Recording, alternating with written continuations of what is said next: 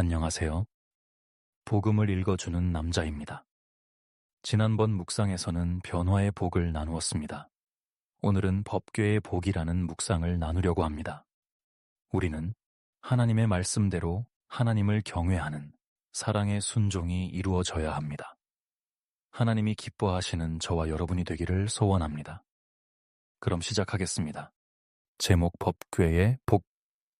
다윗이 이스라엘에서 뺀 무리 3만을 다시 모으고 일어나서 그 함께 있는 모든 사람으로 더불어 바알레 유다로 가서 거기서 하나님의 궤를 메어 오려 하니 그 궤는 그룹들 사이에 좌정하신 만군의 여호와의 이름으로 이름하는 것이라. 사무엘아 6장 1절 2절 말씀. 법궤는 하나님의 임재를 투영하고 지성소에 놓여져 하나님이 함께 하시는 임마누엘을 그의 백성에게 나타냈다. 그런 영광의 법궤가 엘리 제사장의 두 아들 홈니와 비느하스의 망상과 오용 후 70년간 아비나답의 집에 방치되었었다. 이 하나님의 영광을 다시 다윗성으로 옮겨오려는 다윗 왕의 시도에 찬물이 끼얹어지는데 70년간 대대로 보관해온 아비나답의 자손 중 하나인 우사가 죽게 된다.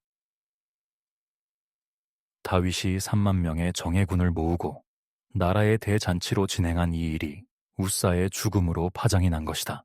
이해가 어려운 일이 벌어졌다. 70년을 법궤를 모셔온 아비나답에게는 복은커녕 재앙이 갑자기 닥친 것이고 석 달 동안 법궤를 보관한 오베데돔의 집에는 온 집 식구들에게 큰 복이 임한 것이다. 법궤를 어깨에 메어서 이동해야 하는 것이 정확한 방법이고 법이었으나 수레에 실어 나르는 아이디어는 다윗이 실행한 것이 아닌가? 그럼 다윗이 죽었어야지 왜 우사가 죽었을까? 법궤를 만졌다고 죽어야만 한 것일까? 아비나답의 집에 70년 동안 있었는데 그 어느 누구도 만져서 죽은 일은 없었다. 하지만 몰래 들여다봤다가 죽은 사람들은 엄청난 숫자였다. 벳세메스 사람 5만 70명이었다. 아무리 생각해도 하나님이 작업하신 것이다. 바알레 유다의 즉 기라셔 아림의 아비나답의 집에서 다윗성으로 가는 중간 지점인 오베데돔의 집을 축복하시려고 그리하신 듯하다.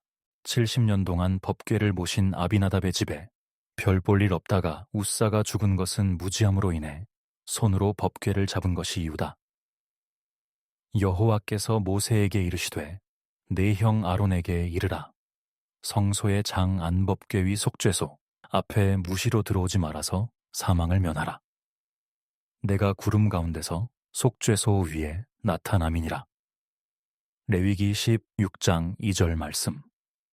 그럴만하다. 하나님이 정하신 법을 무시한 대가라 여겨진다. 그런데 오베데돔의 집에 온 식구에게 엄청난 복이 주어진 것이 유별나다. 70년 동안 별 볼 일 없다가 자식의 죽음으로 마침표를 찍은 아비나답의 집이 말씀에 관심 없고 말씀대로 하지 않은 불순종에 합당한 일이라면 지나가는 길 두려움과 재앙의 이유가 된 하나님의 임재가 오베데돔에게는 그토록 사모하고 기다린 일이었다. 누구에게는 대를 이어 보관했어도 애물단지였고 옆 동네 벳세메스의 사람들을 5만 명 이상을 몰살시킨 폭탄이었으며 70년 동안 버려진 나무 상자였다면 오베데돔에게는 조상들이 전해준 하나님의 임재요 영광이었다. 오베데돔은 고라의 후손이고 레위 지파 중 고핫 자손이다. 고핫 자손은 광야에서 성막을 이동할 때 법궤를 메고 이동하는 일을 맡았었다.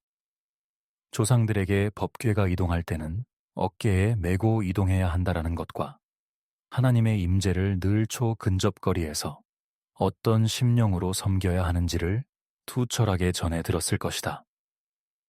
선교사로 사역하는 나도 어떻게 주님을 따르고 어떤 사랑과 순종으로 성령님의 음성에 반응해야 하는지를 가족과 자녀들에게 매일 가르치며 친구들과 동역자들에게 전한다. 그토록 보기를 원했던 법궤를 다윗 왕이 3만 명의 군대를 동원해서 기랏 여아림의 아비나답의 집에서 옮겨갈 때 지나는 길 군중 속에서 이를 지켜보던 오베데돔은 가슴이 철컥 내려앉는 두려움을 느끼며 조마조마한 마음으로 지켜보았을 것이다.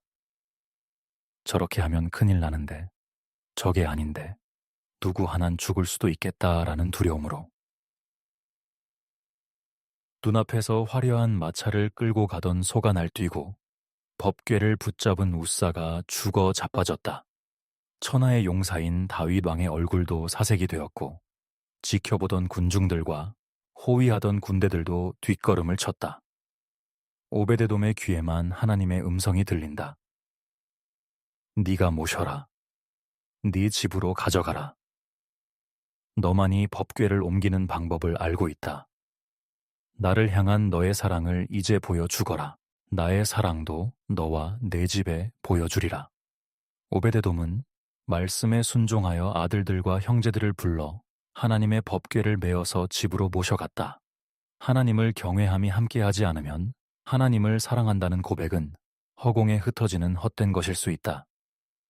하나님의 말씀을 목숨처럼 사랑한다면 말씀을 순종함에 목숨을 걸어야 하지 않을까?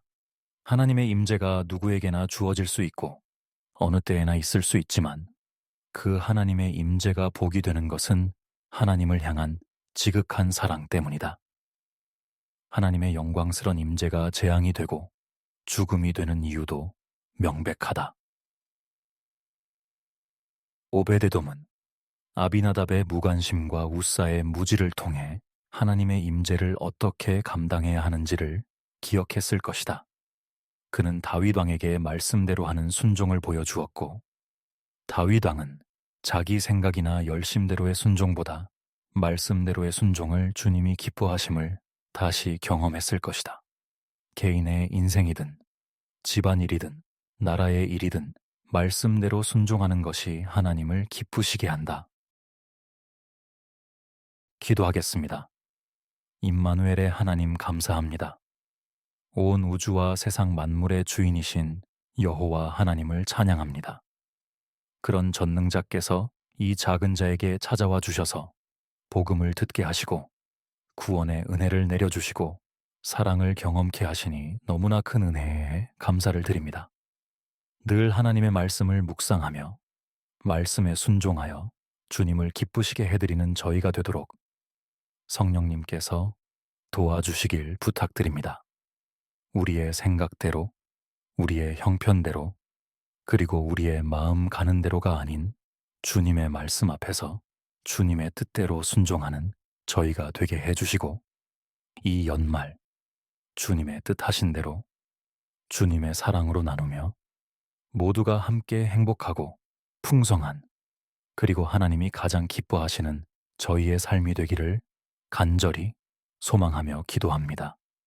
2025년 주님의 임재하심 가운데 복된 한 해를 살게 해주셔서 감사합니다.